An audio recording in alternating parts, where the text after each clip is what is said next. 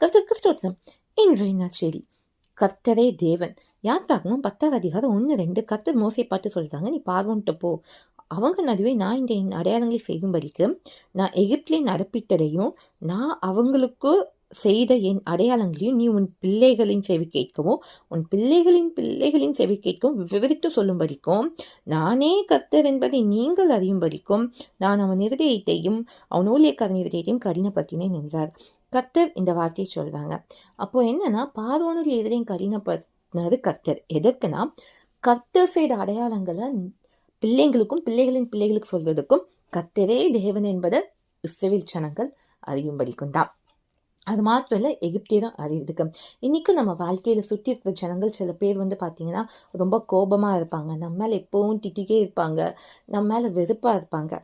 நீங்கள் கவலைப்படாதீங்க, நம்ம கூட கர்த்தர் இருக்கார். அவங்க எப்படி இருந்தாலுமே நம்ம வாழ்க்கையில் பெரிய அற்புதங்களை கர்த்தர் செய்யும்போது கர்த்தரே தேவன் என்பதை நம்மளை சுற்றி இருக்கிறவங்களை அறிந்து கொள்வாங்க, நம்ம கூட இருக்கிறவங்களை அறிந்து கொள்வாங்க. இதை விட முக்கியம் என்னென்னா, நம்ம வாழ்க்கையை செய்கிற அடையாளங்களை நம்ம பிள்ளைங்களுக்கும் பிள்ளைகளின் பிள்ளைகளுக்கும் சொல்லுவோம். எவ்வளோ பெரிய நற்செய்தி இல்லையா? நம்ம வாழ்க்கை எப்போவுமே பிறருக்கு சாட்சியாக இருக்கும், அது தேவன் மகிமைப்படும்படியாக இருக்கும்.